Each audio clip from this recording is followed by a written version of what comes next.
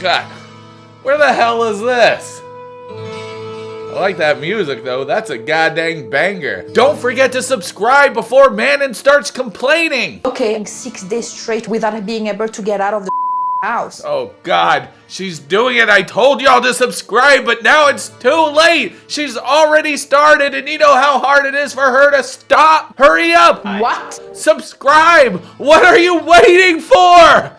Oh, you already subscribed? Well then unsubscribe and subscribe again! Manon is pissed and she needs to vent! Help me! Fresh meat. Our episode starts off and Jenny needs to go tell Mama Sumit that she is ready to leave this house. She is of the age where she can go out on her own and make her own life. Oh, I love it when the kids grow up, don't you? I'm here to tell you a few things. 1, you stink. 2, I have sex with your son. And 3, fudge you. That's not what she actually says. She says, Sumit and I are gonna move back to our apartment where we were happy. you better submit to Sumit's mom. How do you think Sumit's mom is going to take this? Do you think she's going to agree with it or do you think she's going to disagree with it? For those that said she's going to agree with it, congratulations, you're wrong. She said that she has to live with them and she has to stay there forever. It's an order. We own you and you have to live with us. Jenny, tell them to respect their elders.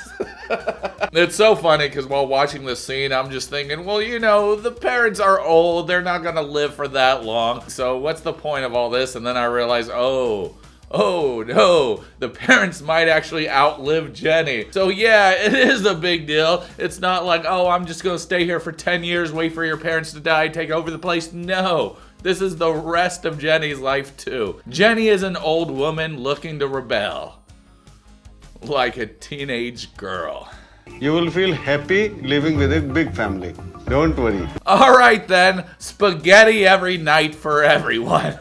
Here you go, just plates of Jenny spaghetti. And if you haven't eaten at Jenny spaghetti, then go on to the cafe in India. I heard it's great, but sadly for some reason everything tastes and smells like cow piss.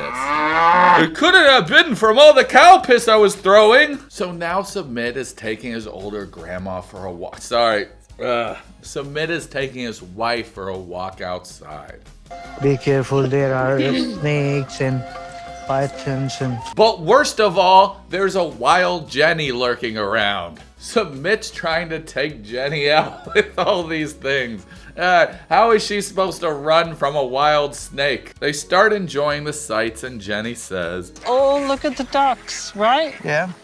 They're talking to each other. so now they're about to have a conversation where Jenny is telling Sumit that she wants to move out and she even told her parents that she wanted to move out. He has no clue that she told his parents anything and this really upsets Sumit. They are an important part of But our... I can't live there. I can't. Oh, god dang! You didn't have to go super Shiva on us. You could have warned us. There's no more happiness left for me. Then Jenny ends it with saying, Our life sucks. I'm done. yeah, you tell him, you little rebel you. And now we're on Manon. Anthony is going to work, then Manon takes her son outside for a walk and... No, I don't think I can do it this way, Ben. The stairs! Oh god, my anxiety seeing her bring this kid down the stairs. I couldn't watch it the whole entire time. I'm like, you're going to hurt your child. Why don't you just, I don't know, lift the goddamn stroller and then just put it down and put the baby in there safe? Where he won't get hurt? But no, let's just shake his brain up a little. This is actually pretty steep here. God dang it! Why do you keep doing this with your kid? I do not trust her to hold on to that stroller. Do y'all trust her? Please, comment down below. Let's say justice for Benji. Is that the kid's name? Because I swear to God, that's a dog's name. Manon stumbles into the shop and somehow she found the only place that sells chocolate. So you are a little fat chocolate boy, aren't you? I knew it. Everybody got mad at me for calling her that. And I'm like, what's the big deal? So what if she's German, fat, and likes chocolate? Some people aspire to be like that. So she goes in and she orders the entire store. She asks the store clerk if there's any bars or restaurants or pharmacies, and the reply back is there's nothing. Oh, Manon starts having a panic attack. there's nothing here, Ben, except chocolate. Don't make me run! I'm full of chocolate! Oh. You're telling me that you didn't do your research before buying this house? I know when I moved into this house, we found out what the school district was, what stores were close to us. We knew all of that stuff. So y'all are just out here blind buying houses, just some screw off house money? God, if y'all have some screw off house money, then just drop a $20,000 super chat down below. I need some screw off house money. I'm not made for this. For walking? You walk a little every day, you'll build your endurance, and then you'll have enough stamina to go wherever you want. It's not a big deal. Aren't you a business lady? You know you could have a monopoly there. You could be the only lady with a restaurant that sells boudoir pics. So I did some research later because the lady at the chocolate store said everything's 2 kilometers away. And in my head, I'm like, wow, that sounds really far. And then I go online and I search how far is 2 kilometers in miles. It's not even a mile and a half. Everything is within walking distance if you got the stamina. So go on and start walking, Manon. Start walking more so you can visit those shops. But I don't think she's going to because this lady prefers to complain besides do something to better her situation. There's nothing. Even her, she said you need a car. So did y'all buy a house before y'all bought a car? I mean, it seems like you could have just bought an apartment and then had a car. I don't know, maybe I'm just dumb. Or you could have had an apartment in the hustle and bustle busy part of town instead of this, beautiful but quaint, quiet town. I don't know. It feels like it's your own dang fault. Now we see Manon try and run from a car. And that sounds like a joke, but it's not. It actually happens. What? There's a car, Ben. What? Today was not so bad. Is she acting like earlier didn't happen? Is she gaslighting herself? Oh, it's not that bad, even though I felt like I was going to die half the time and I was in a whole panic. You know what's sad is the kid's reaction to the mom's panic. He doesn't look back, he doesn't even care, which makes me feel like he's used to his mom's behavior and she does this all the time. It makes me feel stuck. Well, now you're ultra stuck because you bought this house. Congratulations. I'm so happy for you. If you don't like that house, give it to one of us. Come on, man. Let's storm it and take it by force. We can all live there and make 90-day videos there for the rest of our lives. She's not appreciative of it, but we will be. And I'll visit that chocolate shop every goddamn day. You think I'm big now? Wait until I visit that chocolate shop for the 100th time in one single morning. I don't know why I said that so aggressively. So Anthony's home and they're talking about Manon's panic attack and they're talking about how they're getting a car, but the car will not come in a whole entire month. And then they're talking about how Anthony's new job will have him going away a few days per month. Just all standard shit. What the fuck?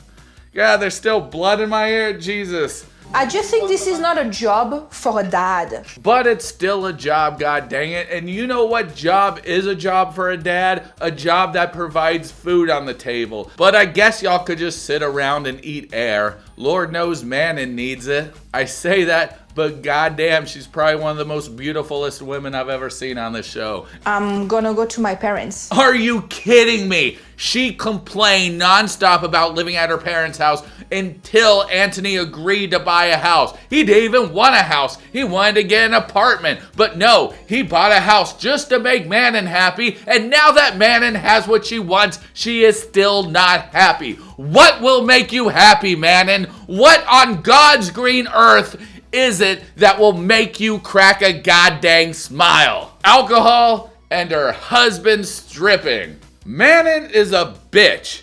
A big, beautiful bitch. I'm bringing him money to pay our bills. All right. That acting wasn't the best. Can we please take a second take? No? Fudge it. All right, we'll just add it in. We'll fix it in post. I'm bringing in money to pay the bills. Cinema. Johnny starts talking about how he asked another woman for her nudes. There's nothing he can really say at this point at all. What if he asks you for nudes? I'm sure there's more ships there. You can find 20 other Johnnies at the same time. Now we see Johnny talk about his hidden spank bank folder. I mean, I understand it's wrong. I didn't fully pay attention to this scene because, god dang it, I was having too much fun in Discord. And if you want to join us on Discord and watch these shows with us, go ahead. The link's in the description. None of us know what we're doing and it's absolutely free. Chloe tells Johnny that her mom would be so disappointed in this, and Johnny's reply back is, my mom's dead, dude. Check and mate. But honestly, Chloe, that's pretty messed up. Don't be bringing up people's dead parents and how they'd react to something, because you have no goddamn clue, and it's just inappropriate. Right, well, let's just get this over with. Johnny then asks what Chloe wants to do, and then the child just starts crying.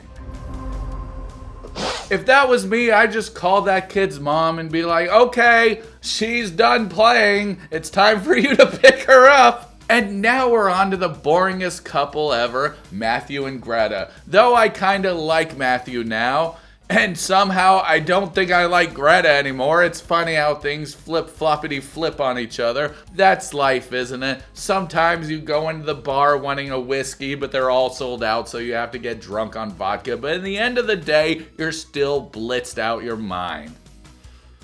Wait, that has nothing to do with this at all. What the fudge was I even talking about? I'm looking at you, Apple. The traitor. You think you'll be as good as Hazel? You'll never be as good as... Okay, it's not freaking Apple's fault. I'm sorry for all the bad things I've ever said about Apple. I like how Apple has his own title card, though, just in case you forgot his name. Greta texted me to say she needs to pick up her things. He tells us he feels empty because he just drained his balls and he's completely numb. Post-nut clarity is the worst, isn't it? Greta shows up to the house and the introduction is awkward. How are you doing? Single? And you? Single, ready to mingle, but not with you.